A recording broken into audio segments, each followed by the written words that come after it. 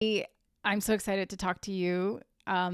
It's such an honor, and like looking you up and doing my little bit of research on you, and you just have such a robust career with how you've gotten to where you are today. So I'd love for you to just take me back to the beginning, take us back to the beginning a little bit, how you found this industry, how you Yeah. discovered that producing was a thing someone could do.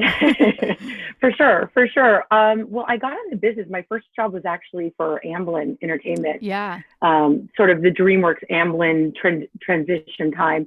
And I wanted to get in the business. And my mother had a friend who was an editor on a show, and it was just happened. I got lucky. I met a guy on a back lot of Universal Studios Hmm. walking around and had a job at Amblin on Monday. It was like, Wow. how does that happen? Where were you from? Are you from here? Are you from LA? I'm from Orange County. I'm Okay. from just 45 minutes south. And like I remember saying to my mom, I want to be in the industry, but I had no idea what I wanted to do. Hmm. And she had this old friend from high school who was an editor and coach. And he said, come on out, let me show you around. And no joke, we were walking around the back lot of Universal, and he ran into an old employee of his who was working in Amblin, and was like, you need to hire her. And on Monday I had a job Oh my for gosh. Spielberg, What essentially, what right? was I that mean, like?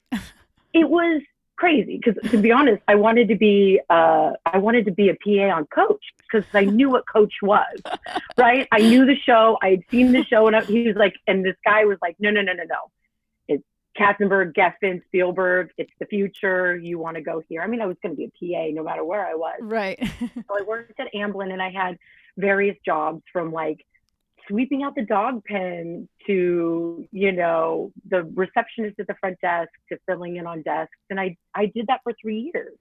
And it was awesome because I got to be in this sort of dreamlike world at Amblin, where life is not real, but get a little taste, get to Yeah. visit the set of Amistad, and get to have a little taste of it. And then sort of from there, I was like, what do I do next? How do I move up? And because what happened with Amblin and DreamWorks is it went from this like uh, growth within small production company, not small production company, but smaller Yeah. thing, to DreamWorks, right? Where it was more corporate Yeah. and it changed. And I sort of realized I had to move out to move up. And Mm. so I got a job with Team Todd, Jennifer Todd and Suzanne Todd, Yeah, yeah, of course. who were really, really great mentors to me. Being two female producers over 15, 20 years ago wasn't as heard of as it is today. Yeah. And they had a female based company, and I was Suzanne's assistant, and I got to do Memento, Austin Powers, Incredible. Boiler Room, and they were great. I really got to learn from those ladies, and it was fantastic. And then it was like, okay, where do I go from here? And I went to run a director's company, and I went and worked for Rob Cohen, Yeah. and I did the first Fast and Oh Furious my for, gosh. and Stealth, where I met Jessica Biel. So that Amazing. was sort of my journey. And along the journey, I remember not knowing what I wanted to do. Like, I didn't know. I knew I didn't want to be a director, and I knew I didn't want to be a writer. There was a moment of like, do I want to be a casting director? And I remember interning in a casting office and being like, no, that's not for me. I Yeah. can't remember faces and names as much. Yeah. And it wasn't for me. And after working for the Todds, I realized what I love about a project is finding an article or book, Hmm. bringing it to the table, putting it together, sending it off to college. You know what I mean? I Yeah. love that Yeah. Yeah. whole journey. So, and then after working for Rob making big action movies, I met Jessica and we started our conversation. Nice. And so, how did you know you were prepared to, when you made these transitions from Amblin to Suzanne and then to Rob's company? What were you deliberately saying? Okay, like I only want to be at these places for 3 to 4 years. I want to learn as much as I can, and then jump to this next thing and learn this other side. Like, how much of that was constructed by you, or was it just the timing of opportunities coming your way? I think it was a little bit of both. I work very instinctually, right? Mm, And I don't want to ever overstay my welcome. I want to, and I feel like with the Todd's journey, it was just time. Like I was ready to move up. They didn't have a position, and this opportunity came. And I also wanted to be on set with a director. And I'm married to a director. I worked for a director. It really gives me I appreciate what they do yeah. and what they bring to the table. And it was nice. I wanted to see all ends of the spectrum, right? I've been able to be in sort of with DreamWorks, the studio or production side. So I wanted to just educate myself as much as possible so that when Jessica came to me about starting the company, I was prepared. I mean, I didn't know that was going to happen, but I was prepared for it. Yeah. So I think it was a little bit of both and just wanting to keep moving forward in this journey. And that's why before I started the company with Jessica, I did the last movie, Stealth, with Rob. And I realized then I was going to go to a studio because, that's what you do. You sort of do this thing.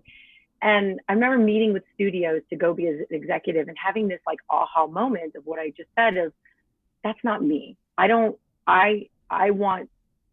the whole process, and I love being on set, and then I love being in the office, and I love being on set. And with an executive, you don't get that as much, you're overseeing over here. And so we met on Stealth. We became very fast friends even. And what was nice about that, we were on this very male-driven movie and set, and we were, I'm a little older than her, and just a little. But we got to watch movies together. That's what we did in Australia while shooting Stealth, is we watched movies together and would talk about them. And then when we came home, she came to me and she was like, I want to start a company with you. I want to take control of my career. And I was like, no. I didn't want to be her friend that wanted to produce. I had done it for too long to I was nervous of an actor-based company at the time. And, we've had the company for over 12 years. And many people know that. Can you talk a little bit about this concept, right, of actor-based production companies? Because I know there's a lot of them, and sometimes they do get a bad rep for being vanity companies for actors who don't really want to produce. They just want to have a place. And there's nothing wrong with that. It's just a different intention, right? But it seems like a lot of the producers that I have come in contact with who do end up working and finding a partnership in an actor-driven company, they tend to be very aligned about what their goals are, and it's very different than it being this more quote unquote vanity company. So can you just speak a little bit to that misconception that people have and the realities of it? For sure. Well, that's a really good question. And I think it's changed from when we started our company to today. Because I think 12 years ago, besides Drew and a couple of them, Drew Barrymore and her company, and there was only a few that were vanity. I feel a lot of them were that. And that's what I was nervous about. Yeah. And so, literally when I sat down with Jessica at first, I kind of said no to her because I was a little nervous. And then when I agreed to it, I said, we're 50-50. You will read, you will write, you will do notes. And if you ask anyone in this business that's worked with Jessica and I, this is a role, for sure, but she's as hands-on and as I am, I lost you. Oh, sorry about that. Technology. Okay, so will you just take it back to, you were saying that you and Jessica were 50-50 and she was going to be doing everything alongside. Shoot, you're freezing again on me. Ugh, yeah, so when Jessica came to, I know. I don't see. Sorry. No, it's all good. Okay, I'm in Studio City, California, where you should have great reception. Same. Glendale should be the same. I don't know what's going on.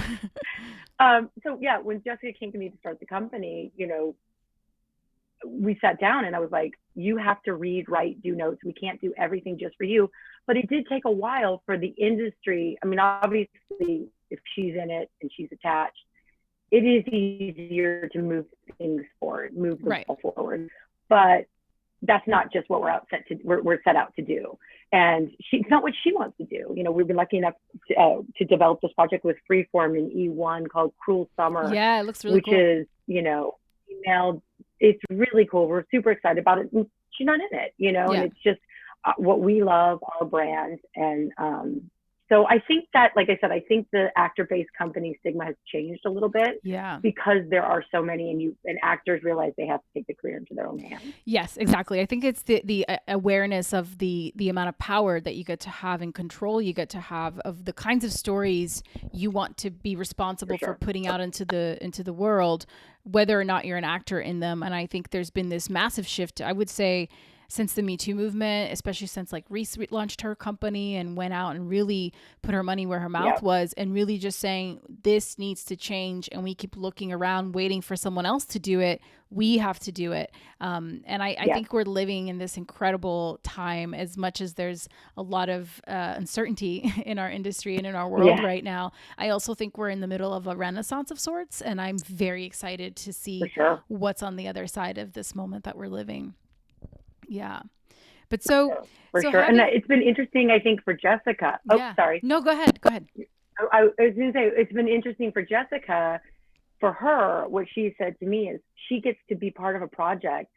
You know, we optioned the Book of Sinner and developed it with the writer Derek Simons. And, you know, before she got to shoot a scene, she had known that character for many, many years, or a movie, and not have that time to sit with the characters and the story. So for her as an actress, she says it's been the most beneficial thing. Yeah.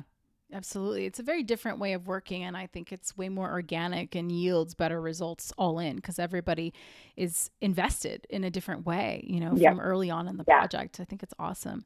So, you know, having come up working with people like Spielberg and Susan the Todds and a lot of these sort of writer, director focused companies, what perspective do you think working with an actor first who is now putting on a producer hat, what is like the unique perspective you think she brings into the process?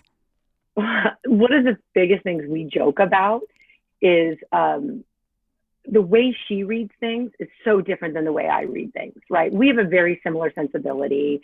We like the same thing, so that works for us in our company. But the way I read things, I look at like, who's going to see this? Who's going to buy it? Who's going to, you know, how much is it going to cost? Who's going to be in it? Like, I have these bigger things, and she'll be like, this character, she looks at it very different. And even I'll question her on like a scene of something we're developing. She's like, you're reading it wrong. Let me read it to you. Because I'm very dramatic and over the top, being not the actor in the company. And I'll be like, where are you going, Johnny? And she's like, no. That's not how the actor's going to say it. The actor's going to say it, Johnny, where are you going? You know what I mean? Yeah. And so she looks at things. I look at the bigger picture, and she looks at the very tiny details sometimes, which I will, until later, will skip over. So it's given me a different perspective. And the same thing, also going back to the actor-based company, is she has a brand, right? Or an image, or whatever we want to call it, that we have to sort of speak to, whatever that is. Mm-hmm. Whereas if you and I were partners, or, you know, I was partners with my husband or something, we could produce a lot of different things. Where with her, we have to sort of, there's a sandbox. You know, it has to. Yeah. Yeah. There's a Jessica Biel sandbox, and you kind of have to Yes. stay within that sandbox. But to your point, as Jessica Biel, the producer, and as the company, you guys get to venture out a little bit from that sandbox every time, until you do something that's, you know, our industry's crazy like this. You do something that's totally out of left field, and they're like, I can't believe this was blah, blah, blah. And now that's like, your sandbox has just gotten that much bigger, you know, once you get to take those creative risks and they pan out. It's really funny about our business in the boxes, because, you know, she came obviously from TV, as you know, and all she was doing the action-based movie, and nobody wanted her to see her do anything but that for so long. And then Sinner came around. Yeah. And then for so long, all we got were Sinner-like material, right? Yeah. We're like, wait, we can do other things. And so now we're trying to, you know, line down Sinner, sort of the dark. Yeah. Themes up, and so it's like we're always trying to go in the different directions. So we don't want to. And it's funny, when we started the company, I remember the representation we had. They wanted us to do what Drew and Nancy were doing with Flower Films, which we love and it's great, but it's not our sensibility. Yeah. Right? Because that's what people knew. But where do you think this phenomenon comes from? Like, everybody understands the boxes exist, and everybody understands that we're all capable than doing more than whatever this proverbial box allows us to. We all know that, we all talk about it, but then when it comes to actually doing it, it's like there's this block, and it's interesting. Do you think that is the business side and sort of the risk averse side of the business? I do. I think it's about a safety net, like hedging your bets on, Mm-hmm. Jessica could do this, so we're going to keep her. It's like Jim Carrey. Everybody, it took a hard time. He's an amazing actor and so much more versatile than people, but they wanted him in his lane, So Yeah. I think it's comfort zone. And there's no rhyme or reason to our business, I know, it's right? insane. There are things I've worked on that I was like, this is going to be huge. And then there's things I worked on where I was like, is this shit? Is this shit? Is And it then they're the biggest, massive? even Yeah. not, I didn't think this was the first Fast and Furious, but it was like this baby movie. I mean, it was like a $40 million movie for Universal, but never in a million years when we were shooting that with Paul and Vin and young actors and gritty LA, did we think it was going to become what it became? Yeah. Never, right? You can't, there's no rhyme or reason. So I think a lot of times people fall back on, they hope for predictability and taking chances is just scary in our business. But it's, of course, as creatives, that's all we want to do is Right. feel something different, do something different, be challenged differently. Yeah, it's a very interesting business that attracts a very unique kind of Yeah. unique kinds of people that are definitely like to thrive in chaos and play in a For playground sure. where there are no rules, but there are rules, but you don't really learn the rules until you get on the thing. You're like, oh, Yeah. okay, it just feels like that sometimes. But so then once you decided, you went, you saw what the executive world would present to you, and you said, no, that's not really me. Like, I want to be the kind of producer who can be on set and offset and in an office. What was that moment clear for you then of like, this is what a producer does? And if so, how do you define it? What does a producer do? Well, that's the greatest question because people ask me all the time, Yeah. what is it you do? And what I do for one project isn't necessarily what I do for another project. I mean, there's definitely some themes along the way. Yeah. My role sort of shifts a little bit depending on, whether it's television or feature or podcast or reality. And I mean, it's forever, there's not just like, here's what you do and here's how you do it. I mean, director has that more, but then a director for television is very different, is in ways different than a director for a feature. Yeah. So there's that also. I don't know. I mean, sorry, I lost my train of thought now. I mean, because it's a question that is why I have this podcast, right? Is because similar to you, I spend most of my time explaining what I do as a producer, even within the industry, to other people in the industry. Like, Yeah. And it's always changing. And I think it's why the kinds of people who are drawn to producing love it so much is because you can't really define it. It's kind of like whatever the project needs at whatever thing. And then if you don't know what the thing is, you just kind of figure it out because you have that curiosity for learning new things all the time, and you're not thrown off your center, right, by the fact that I'm sure like when you went into the podcast world of adapting Limetown, you were probably like, oh, I don't know how to do this, right, to an extent. And you just figure it out along the way.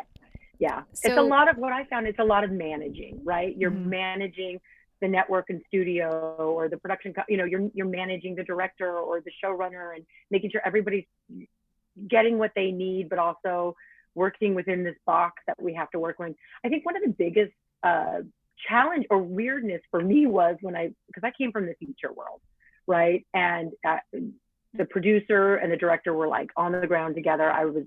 For me, like right next to my director, I was their support. And when I moved into television and you have a showrunner and a director and you're like, wait, what about me? Where's my role? And had to redefine my role within television. I mean, obviously we have a lot to do with the hiring of the writers' room and directors and crew and obviously development of scripts. But I was so used in the feature world being that number two to the director and that sort of feeling you have to like, you have a showrunner who it's their vision and their show, but you have the director and sort of redefining what your role is in that. And then even, like I said, from Sinner season 1 to Limetown to Cruel Summer to now we're going on season 4, my roles are different. Congrats, and by the way. Thank you.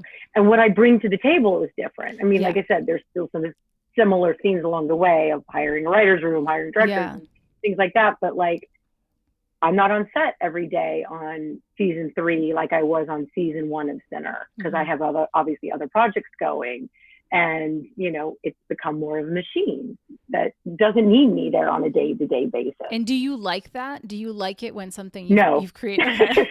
Because some Not I people, want to be able to have the baby grow up, go to college, and check in during the holidays. Like that's all they want. Yeah, I'm getting more comfortable with it. I mean, because I have to. I'm, Yeah. I Jessica and I are two people. We can only be in so many places at once.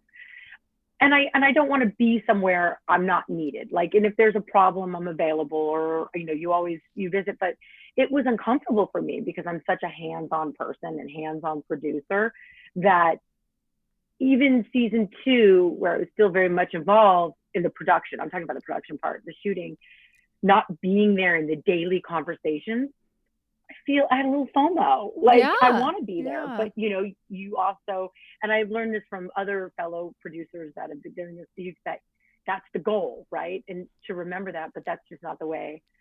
It goes back to both Jessica and I. I mean, when I say both of us, we both read, write, do notes. We have to both be completely invested in a project. Otherwise, it's not worth our time, Yeah. our energy. Because some of our projects have taken 7-8 years to get to the table. Yeah. So Yeah. we have to love it. And I think it's an important note to highlight for people listening that sometimes there's this perception that, oh, you have a first look deal and you have Jessica Biel and you have all these elements, and thus it's just the floodgates open and it's so easy to get No. anything done. And I think it's no matter who you are or where you are in the process of your journey, it really is. The more I talk to people like yourself who are light years ahead of where I'm at, it's like, we all have the same struggles with how much passion and energy it takes to get anything done, you know? The best thing that Jessica and I hear lately is like, congratulations on all your success. And we're like, we've been doing this 12 years. Yeah.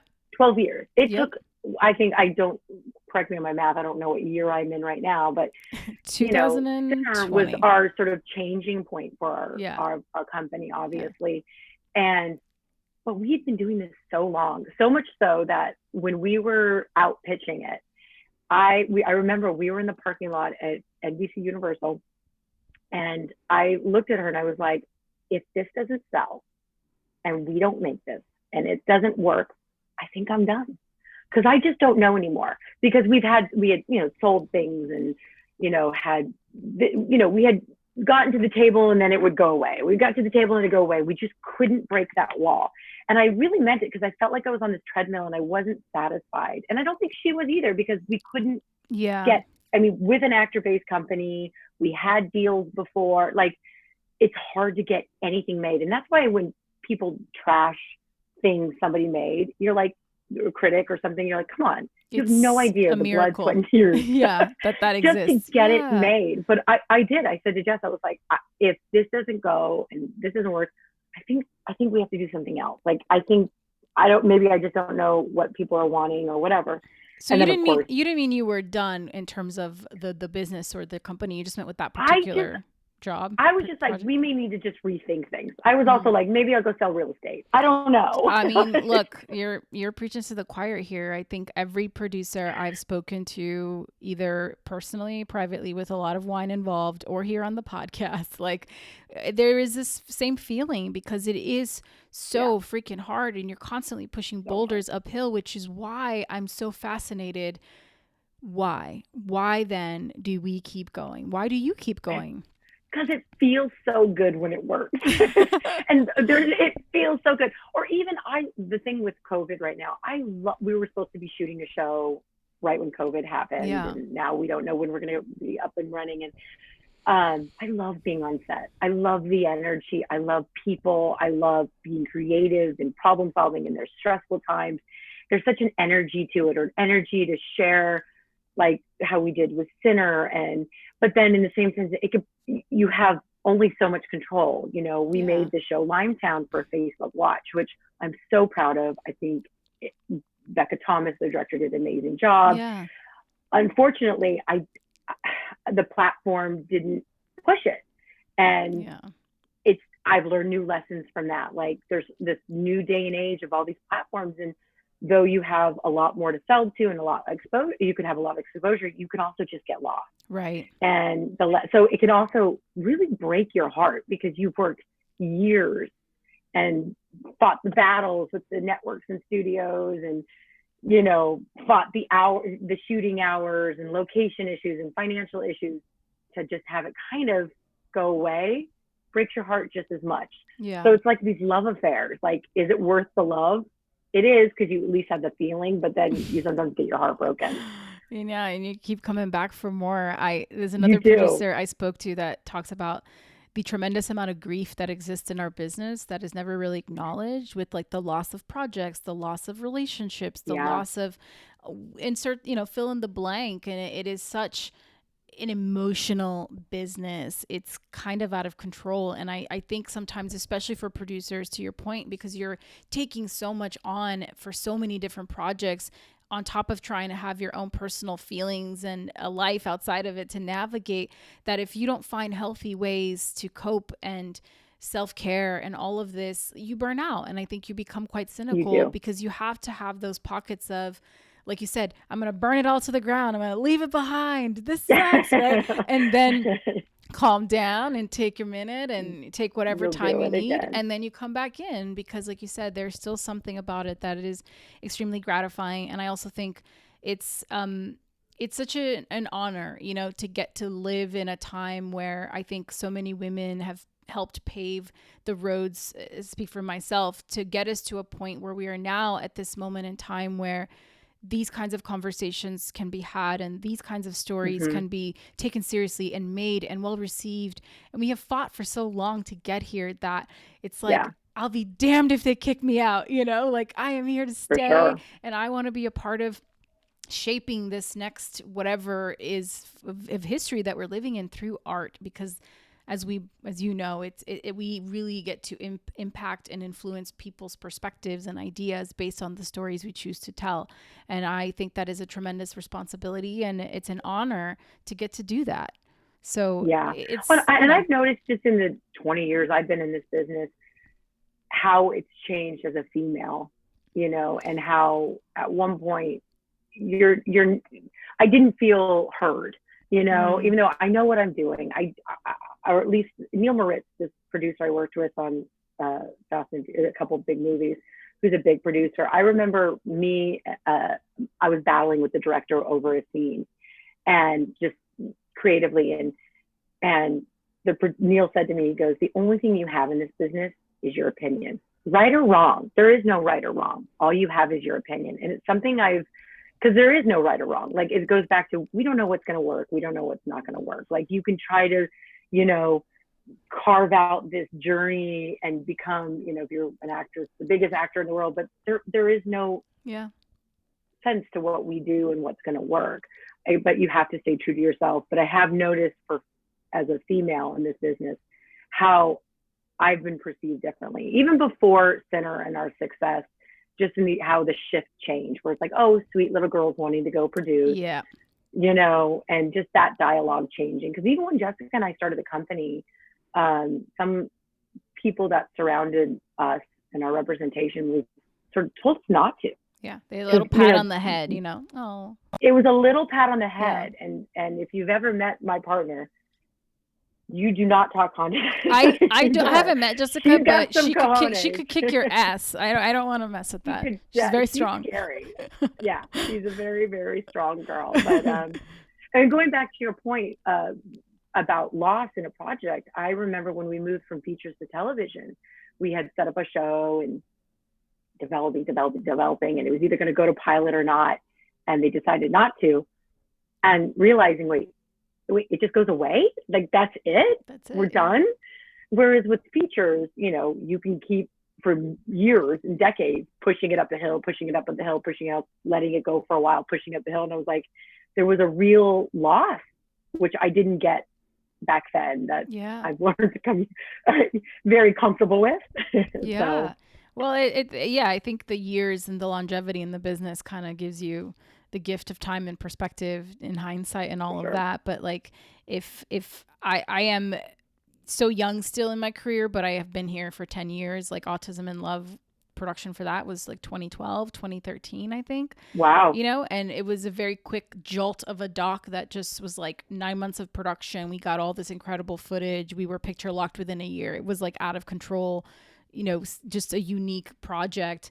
But that really, I would say, 2010 is when I produced my first play, and that was like what set me on this journey. And so that has been 10 years. And so I have run myself through the gamut of like, oh, okay, what's another decade of this looks like, and so I'm very impressed and admire the people who have stuck it out like yourself and have been able to find tremendous success, but also seemingly be a good person with integrity through it all, because that's more important, Yeah, for than, sure. than I all the think other stuff. the big thing for Jessica and I is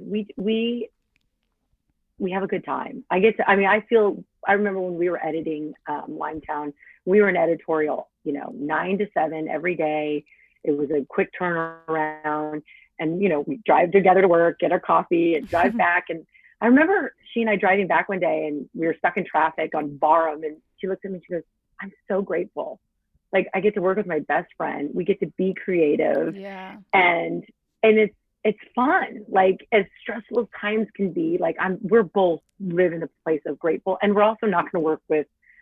It's not worth our time or energy to work with horrible people. Amen. It's just not. That's right. Just, life is too short. And if you come on our set, any of our sets, and you'll see, she knows every name on set, and Stanley Tucci knew every name on set, and everyone is engaged, because I do think it's a trickle down effect. If 100%. If the people at the top are vibrating and at a level of discomfort, you're going to just feel it down. And I would hope that anyone you speak to that has worked with us, we like to have fun. Of course, like I said, there's stressful times. Of course.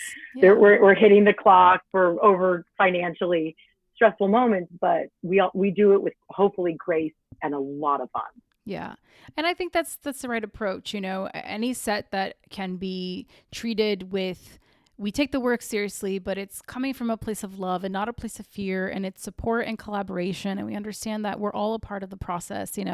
Everybody's got their part to play. It's not all about the actors, all about the director, all about the people that are more visible to the project, right? And tend to get that sort of like audience immediate recognition, that it's really all about the collective. And I always like to say, I came up in physical production and line producing. And so really the only thing you can control is the experience and the journey of the production, because as you probably know, you can have all the right elements, all the right things, all of that, which is already a miracle onto itself, and then still not get something that works for whatever reason in the edit, or doesn't really land with the audiences. And it is disappointing, of course, because I don't think anyone sets out to do anything and is like, it'll probably fail. Like you kind of, we meant to make crap, and it turned out to resonate work. No, I always think of that movie Aloha from a few years back. Remember that movie? And it was like, wow, like incredible actors, incredible director, had all of the things to be like a hit, and it just didn't work, and for whatever reasons that we don't need to get into. But like, it's just so fascinating to me that I hope that at least the experience of making that movie for everybody involved was worth it, because all they can control is that journey and the ride. And so then if that is all we have, how are you going to show up and who are you going to be? And that's like what I preach. I'm on a mission to like remind people of that, and use this podcast to remind people coming up, people who are at my level and everybody in between, that it is possible to create and work from this place and not have to be a tyrant on set, and really create something that you're really proud of. And I come from a place of like, I want to get you what you want. I want everybody to happy, but we may have to sacrifice over here. Like, if a director wants them. So I don't want to be a no person. I want to be a yes, let's figure it out. And that's sort of where I come from. And I think a lot of it too comes from working for a director, being married to a director. Yes. I try to protect their vision, but understand that we also have to protect the vision and the needs of who's paying for it. Yes. So it's balancing those two out. And when you ask about producing, it's about managing and making sure everybody feels like they're getting what they want. Yes. And stay true to the project, including yourself. Yeah. So that's a big thing for me too. What do you think are some misconceptions that people have about producers? That we make a lot of money. Not true. No, there. I know there's the potential of it, but everyone looks at me and goes like, "You guys must be rich," and I was like, Well, I guess it depends on how you "No, define rich. If it's I just mean money, we could then pay our bills." No, but yeah. and that is, I get to sit behind my monitor with my cappuccino and um, and trust me, there are those days that are really fun and there's no stress going on. Yeah. But there are those days where you feel like you can't win and you're spinning in circles and you're failing everybody. Yeah. I think that's a big misconception. And that you said, even like with actor-based companies, there's no guarantees on anything, right? There's no, even if I look at things, I'm like, this is a no-brainer. This project, these attachments, and no one buys it. You're like, what? I don't get it, Yeah. and the industry has changed so much. And even buyers within years change so much. So you're always sort of chasing, what are they looking for? But okay, then now they're no longer looking for female driven action stuff. They're looking for romance. And, Right. it's it's forever changing. And what you and I had said earlier, our job is not just one thing. It's many, many things, and it's forever changing, and it's different on every project, and even on the same project could shift. Yeah. The need that what you're needed for. Yeah. So what is it that you do for your soul to fill your own well when you feel depleted from all of the things that, you've been doing this for 20 years now. So I can imagine the ups and downs you have felt throughout Yes. your journey. So how have you filled your well, and what is it that has kept you going? Even before, Jessica, even before you got to this place where you are now. Yeah. The big thing my husband and I do a lot is we watch old movies. Yeah. And I love to get lost and to feel and to be inspired. I feel like older movies do that for me. And it could be, Sophie's Choice to something to Saturday Night Fever. Yeah. Just something where I get to, there's nothing like sitting down and watching a movie like Shawshank Redemption or Jaws that you've seen hundreds of times. I've seen hundreds of times those movies. And to this day could sit down 20 minutes in, an hour in, and still get lost in. And that inspires me because I love it. I know how it makes me feel, whether it's, I get butterflies because it's romance or emotional because it's sad. I love that feeling, like or how about when you get into a show and you cannot wait till the next episode? Yeah. There's nothing where you just want to devour it. There's nothing like that. Like it's exciting to me, and I want to create that for other people. When somebody comes to me and was like, I love Sinner, and this is what I loved about it. And it's hard because after you've read it so many times and watched it so many times in editorial and lived with it for so many years, you're like, there comes a point where you're like, is it good? Is it good? I can't tell if it's good anymore, because you just become desensitized a little bit. And then when somebody comes to you and says, this made me feel, oh my gosh, I got chills when this happened, you're like, that's exciting. That's what inspires me a lot, is going back to what made me originally want to get into those older movies and getting the input and feedback when something resonates with somebody. Because you just you're seeking that constantly. Yeah. And so then when you have gone through these periods, I guess, or I'm assuming, but maybe I'm wrong in assuming, but have you gone through periods of your career, of your journey, where things for you personally with your goals and where you wanted to be weren't really aligning, and you felt this frustration? And how did you navigate those transitions? That was, like I said, the first 9 years of our company was pretty tough. Jessica was in transition as an actress, trying to transition from action girl, being taken serious as an actress. And we were trying to, we met on this movie called Self, and it's not our sensibility. And I remember when we started the company, the agreement was, we're only going to develop things that we both love and are 100% behind, because like I said earlier, why do anything else? Which, could we have jumped on projects in those first 9 years and she was in it, and we could have done all that. But I was very adamant about not doing that. I really wanted the things that we developed and were part of ours. And so it took us a little longer, obviously. But those first 9 years, I mean, I really, because I had early success in the sense of worked for Amblin, worked for the Todds, worked for Rob, when Fast and Furious came out. And then all of a sudden we started this company. And though we had some early, momentum, we froze for some years. And it was debilitating because I wasn't used to that, right? I'm in my 30s and had been successful moving up in this business. And I felt like a failure. Like, what are we doing? And that's sort of what happened with when we were pitching the center, because I truly didn't think, I bet if I looked back, I probably wouldn't have left, because I'm just not that type of person to ever give up.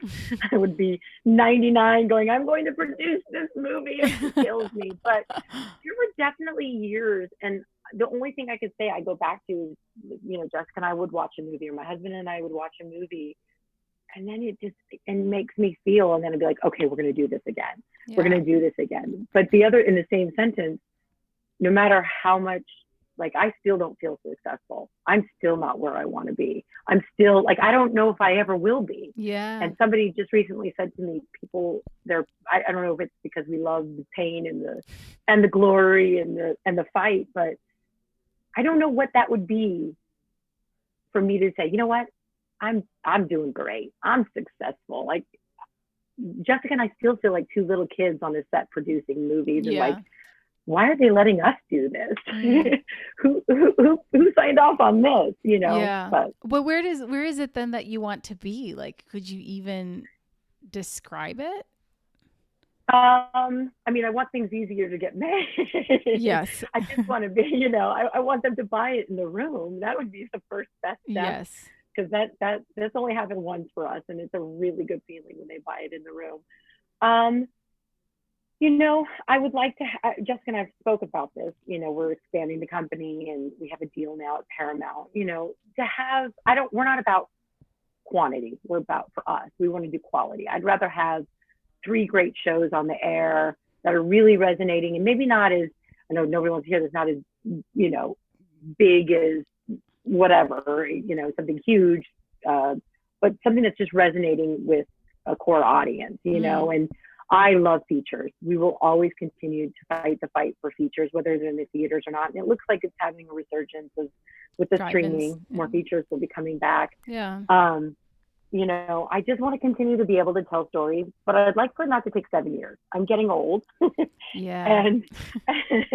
and the clock is ticking. So, but just when you give up hope, I say that one of the best stories I have, and I can only give so much context because we haven't released it yet, but there's a project that we started developing, I want to say 8 years ago with a writer. It was this big idea, and we went to 3 places to sell it. And I remember after the third going, no one's going to buy this. We don't have enough power. It's not, no one's ready for something like this. 7 years later, after Sinner, I was at Jess, I said, we need to re-engage on this project. We re-engaged with the writer. We now have one of the biggest directors of our time attached and is developing and directing it with us.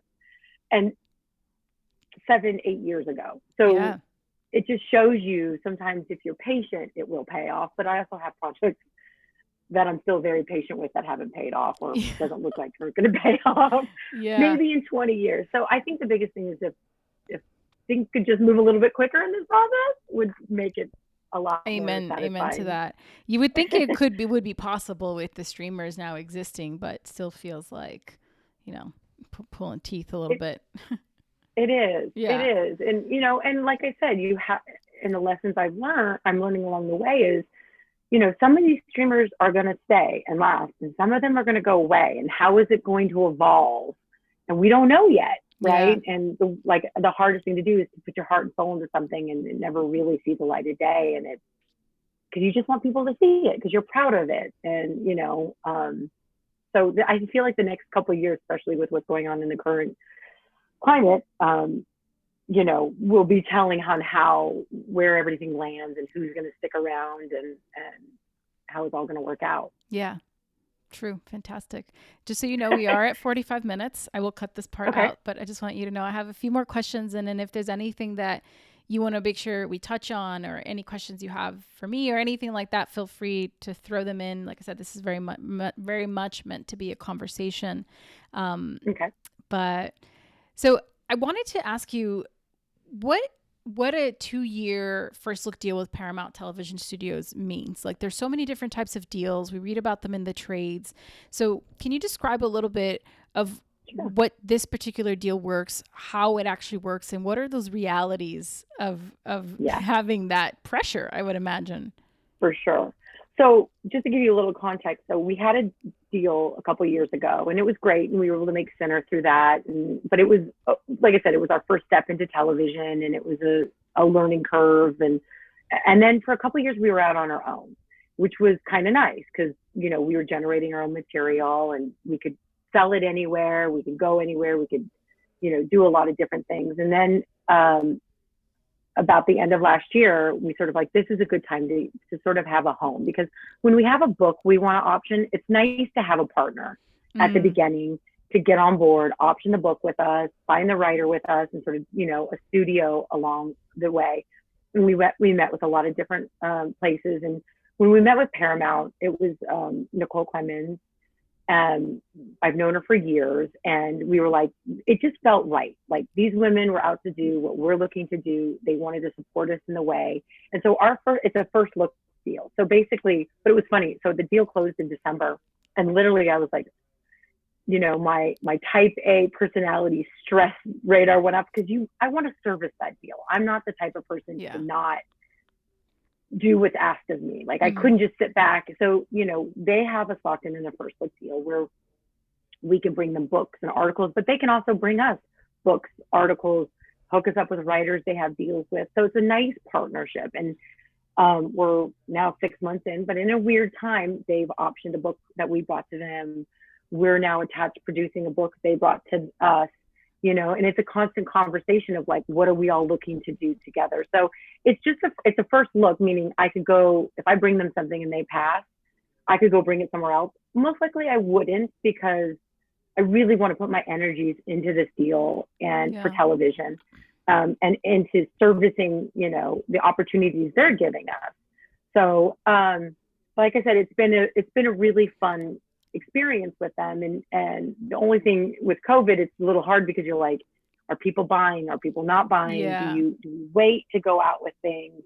But yeah, so it's a just sort of like a relationship. And the greatest thing that just recently happened was, or not recently, but when I say Jessica is a hands-on producer, we were at a wedding a year ago, and a friend's wedding, and she was marrying a woman who was a book author.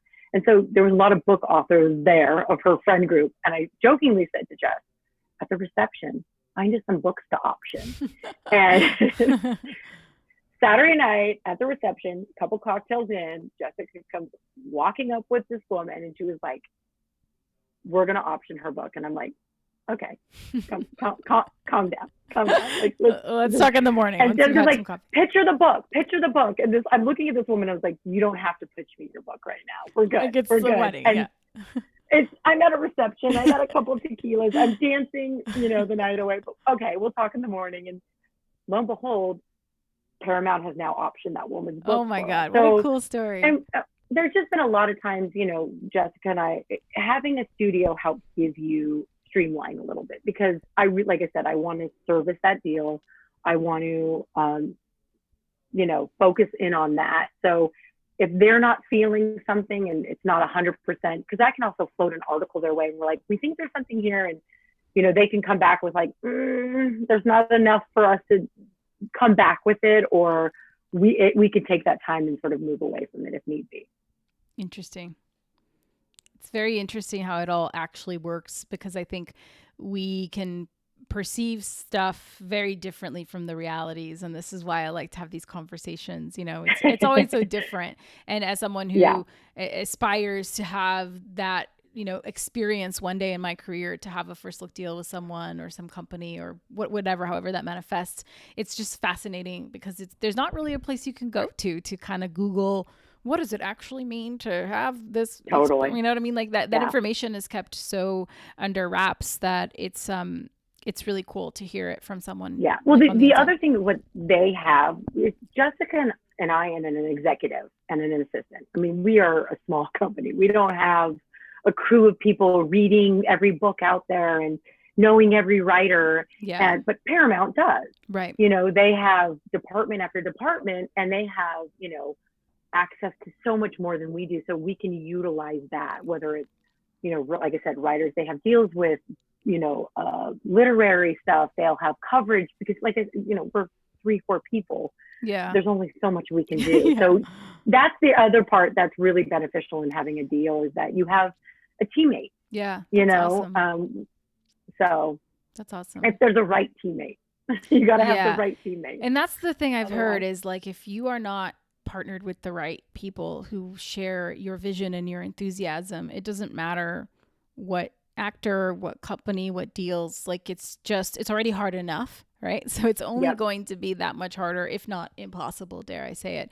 And even if you get anything through the pipeline, I think it's still, again, to speak to that experience. Well, what kind of experience is this journey going to be if you're not really aligned with your why you're there making it in the first place? Mm-hmm. So it's very nice to hear that, this is such a labor of love for you guys, having this company, and you're such close friends. I can tell from how you speak about it, there's this true sort of, like, love for each other as artists, as collaborators. And I just want more of that in our industry, because I think that's where the blueprint for really good stuff to be created comes, if it's from that place. And so I think it's awesome.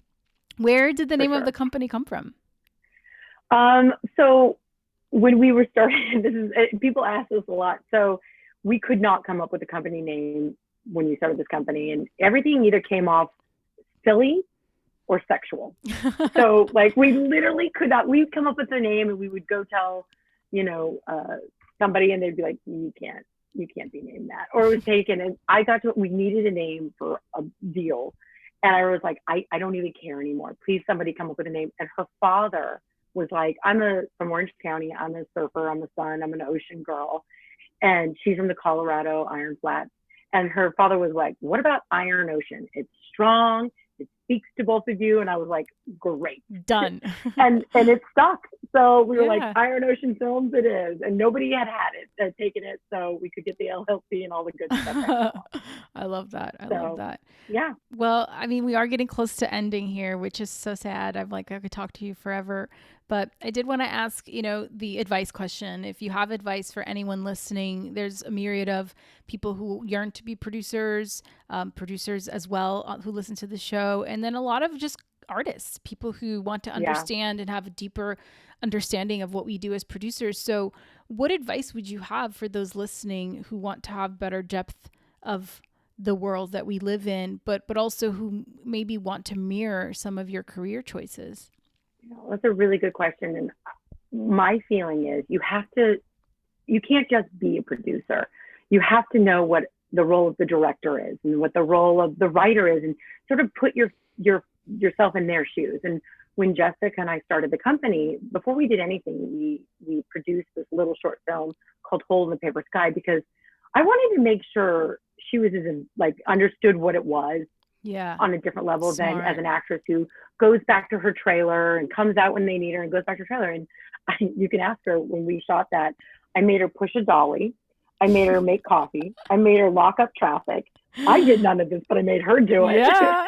but I love it. And I think it's important to put yourself to go be a PA on a set, or go into a department and see what they do, the wardrobe department, the makeup department, because if you can't just be a producer to understand the whole picture, because you're overseeing the whole picture. So as the most you can even get into the shoes of whether it's what the caterer is doing, try to understand what every department is doing, and you'll do your job better. Yeah. Right.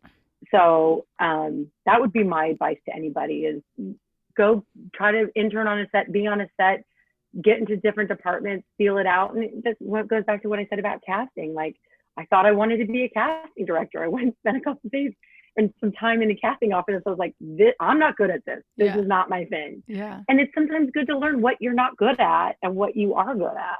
Yeah. So. And that's the only way you learn, is by putting yourself in the environment. So I totally hear that. Yeah. Final question. What is the legacy you hope to leave behind? Oh, gosh. I don't know. That's a question I've never been asked. you know, all for me, I want people to walk away from an experience with us saying we delivered a great show, but we had a good time.